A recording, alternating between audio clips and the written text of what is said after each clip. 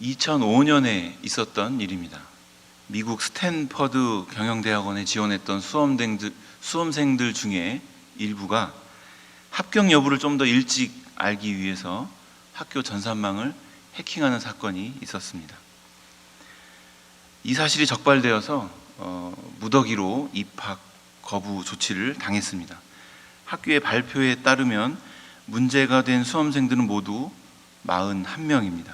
그런데 스탠퍼드와 비슷한 일이 미국의 유명 대학 5곳에서도 일어났다고 합니다.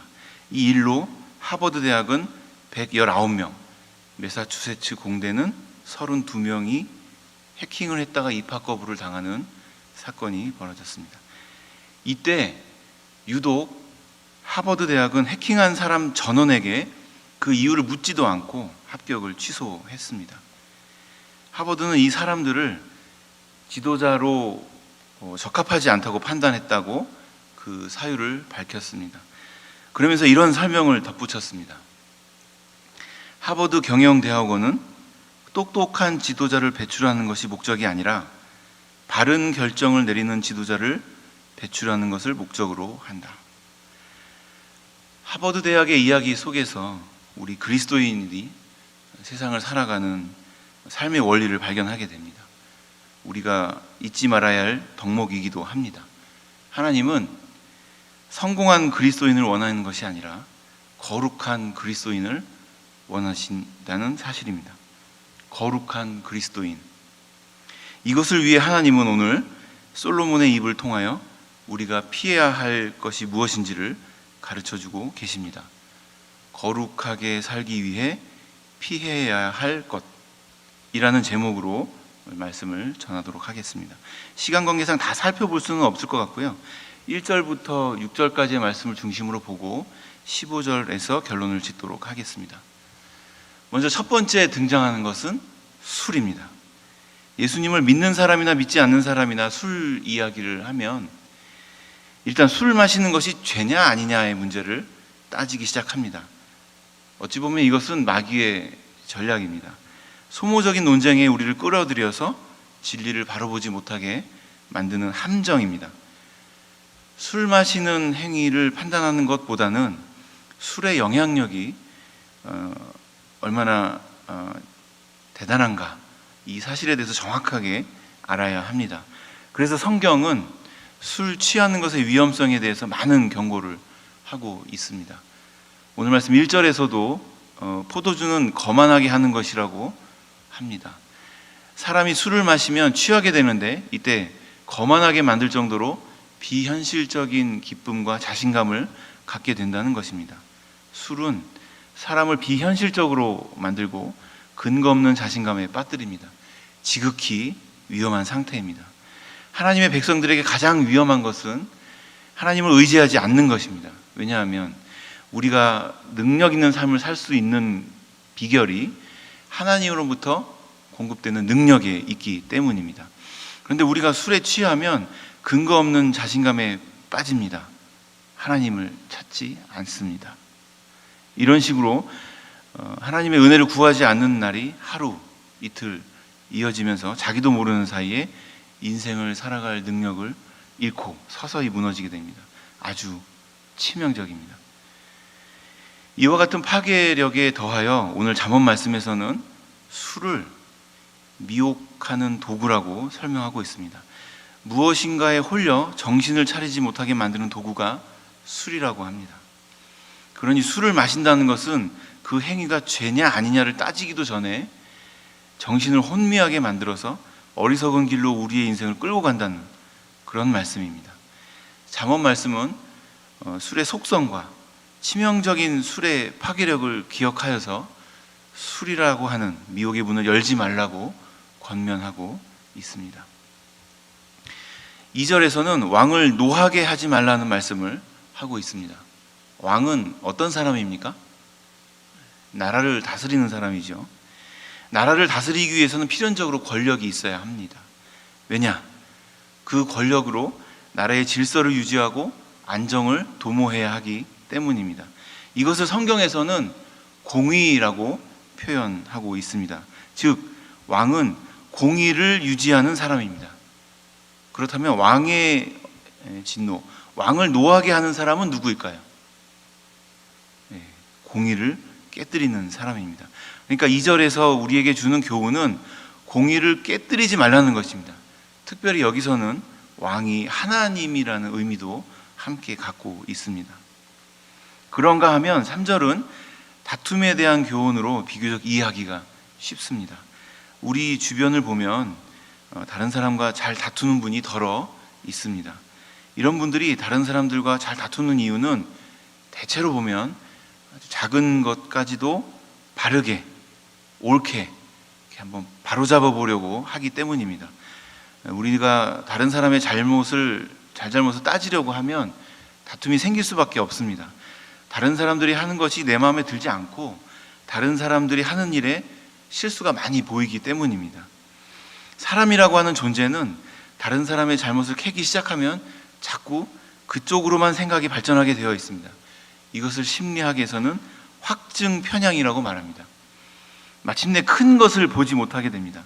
나중에는 속이 너무나 좁아져서 어느 누구도 용납할 수 없는 사람이 되고 맙니다. 이런 사람은 다른 사람의 잘못을 바로잡으려고 하다가 결국 자신만 옹졸하게 되고 맙니다. 옹졸한 사람으로 전락합니다. 우리 충현의 모든 성도님들은 이 세상 사람들을 상대로 따지거나 다투지 않고 항상 하나님의 진리를 마음에 품어서 세상이 감당하지 못하는 믿음의 사람, 바다같이 넓은 마음을 가진 사람들 다 되시기를 예수님의 이름으로 축복합니다. 한편 4절에서는 게으름을 이야기하고 있습니다. 여기서 게으른 자란 하나님께서 믿음의 길을 허락해 주셨음에도 불구하고 아무것도 하지 않는 사람을 말합니다. 하나님은 우리에게 말씀을 주시고 믿음을 주셨습니다.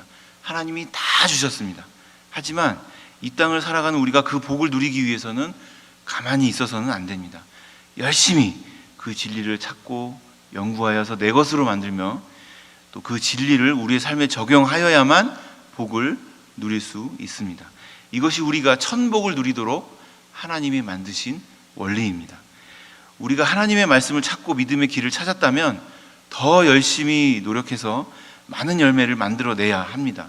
그럼에도 불구하고 우리는 보통 이렇게 얘기합니다. 형편이 좋지 않다. 때가 아니다. 또 이렇게 이야기할 때도 있습니다. 하나님이 나에게 길을 열어주지 않으셔서 아무것도 할 수가 없었다. 이렇게 불평을 할 때도 있습니다. 이런 행동을 게으름이라고 표현하고 있고 농부에 비유하여서 처참한 결과를 맞이한다고 경고합니다. 이어지는 5절에서도 우리에게 성실과 열심이라는 덕목을 강조하고 있다고 보여집니다. 잠언에서는 명철이라는 단어와 지혜 또는 모략이라는 단어를 같은 의미로 번갈아 가면서 사용하고 있습니다. 나아가 율법, 법도, 명령, 계명, 교훈, 훈계라는 말로도 사용합니다. 지금 우리 시대에 적용한다면 복음 또는 성경, 말씀 이렇게 생각할 수 있겠습니다. 그렇게 볼 때 5절 말씀은 하나님의 말씀을 깊이 묵상하여 얻어진 지혜가 깊은 물과 같다는 설명입니다. 깊은 물이라고 하는 것은 물 자체가 깊어서 수량이 많다는 뜻도 있지만 이 물을 구하기 위해서 아주 깊은 곳까지 파고 들어가야 한다는 뜻도 있습니다. 우리가 하나님의 진리를 캐내기 위해서 성경 속으로 아주 깊은 웅덩이를 파고 들어가야 한다는 의미입니다.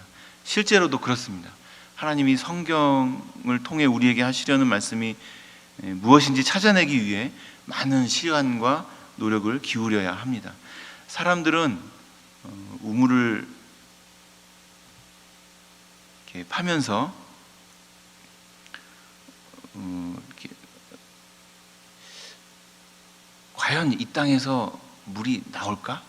의심을 합니다. 하나님의 말씀을 대할 때도 좀 이렇게 비슷한 것 같습니다. 이 넓은 세상에 수많은 학문도 있고 어마어마한 지식이 있는데 하나님 말씀만 파면 정말 여기서 뭐가 나오나? 생수가 나올까? 이런 의심을 하는 것입니다. 그래서 많은 사람은 아예 시도조차 하지 않습니다. 그냥 세상 사람들의 무지한 이야기에 따라갑니다. 그러나 오늘 말씀은 명철한 사람만이 그 깊은 곳의 진리를 찾아낸다고 합니다. 하나님 말씀을 가까이 하여 늘 묵상하고 정성을 다해 파고 들어가면 결국 깊은 물 같은 하나님의 축복을 찾아낸다는 것입니다. 그래서 성경은 하나님의 진리를 비밀의 경륜이라고 표현하는 것 같습니다. 오늘 하나님 앞에 나오신 모든 분들은 날마다 깊은 물 같은 비밀의 경륜을 깨달으며 살아가는 은혜 누리시기를 간절히 소망합니다. 6절에서는 스스로 인자하다고 여기는 사람에 대한 경고입니다. 대개 사람들은 자기 자신을 돌아볼 때 인자하다고 평가합니다. 그래서 6절에서는 많은 사람이 자기의 인자함을 자랑한다고 이야기하고 있습니다. 거꾸로 다른 사람에게는 자기를 대할 때 좀 더 인자하게 해주고 자신의 입장을 너그럽게 이해해 주기를 원합니다. 사실 사람들은 이렇게 다른 사람에게 인자하게 대하고 싶어 합니다. 그리고 인자하려고 노력합니다. 그러나 어떤 특수한 상황, 이런 조건이 나오면 인자함과 노력은 온데간데 없이 사라집니다. 혈기라는 것이 툭 튀어납니다. 이때는 평소와 달리 다른 사람을 이해할 마음이 없어집니다. 이런 모습을 본 사람들은 이 사람이 자신의 인자함을 자랑할 때 속으로는 인정하지 않게 됩니다. 그러니 그 사람을 따르는 일이 어려워지게 됩니다. 당연히 충성할 수 없게 된다는 의미라고 하겠습니다. 그러나 하나님은 우리에게 충성된 마음을 주셔서 내 감정이나 내 생각, 내 상황과 상관없이 다른 사람에게 진실하게 대하도록 만드십니다. 이것은 안전벨트와 비슷하다고 할 수 있겠습니다. 우리는 보통 달리던 자동차가 충돌하는 순간 손잡이를 꽉 잡으면 다치지 않을 수 있다고 상상합니다. 하지만 충돌을 할 때의 힘은 엄청나게 큽니다. 그래서 아무리 강하게 손잡이를 잡는다고 하여도 결국 튕겨 나가게 됩니다. 그러나 안전벨트를 매면 차가 충돌할 때의 힘이 엄청나게 커도 몸이 움직이지 않습니다. 그래서 크게 다치지 않을 수 있습니다. 이처럼 자기의 힘으로 혈기를 누르고 인자하려고 노력하는 사람은 어리석은 사람입니다. 우리는 모두 죄의 바람이 불면 다 날아갈 수밖에 없는 나약한 존재입니다.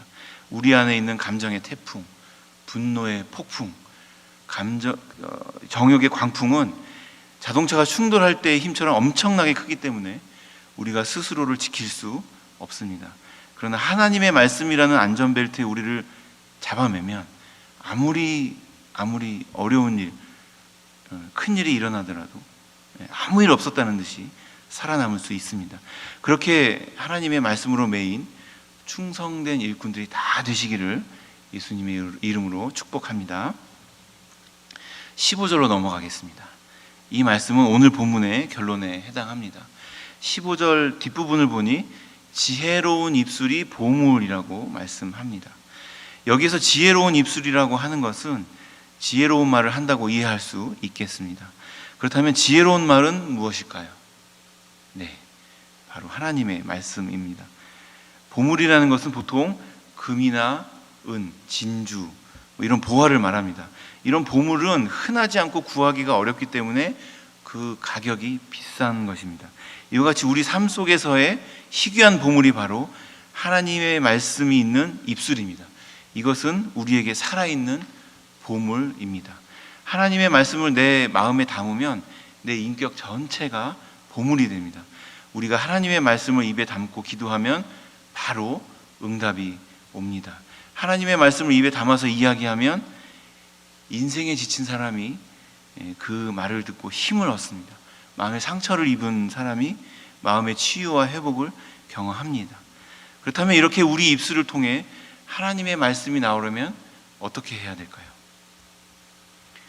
하나님의 말씀으로 채워야 합니다. 날마다 매 순간마다 하나님의 말씀을 읊조리며 묵상할 때 우리 입술에 하나님의 말씀이 있게 됩니다. 내 입술에 하나님의 말씀 때문에 인간적인 농담이나 교만한 말이 사라지고 하나님을 증거하며 이웃을 살리는 축복의 말이 흘러나오기 시작합니다. 이렇게 하나님의 말씀에 사로잡혀 살아가는 우리 모두가 되기를 소망합니다. 그리하여서 오늘 잠언 말씀이 우리에게 전하는 거룩하게 살기 위해 피해야 할 것을 실천할 수 있기를 소망합니다. 오늘 이 아침 새벽을 깨우고 하나님 앞에 나오신 모든 성도님들이 거룩한 하루하루를 만들어가며 성공한 그리스도인이 되기보다는 하나님 앞에 거룩한 그리스도인으로 변화되시기를 간절히 소망합니다.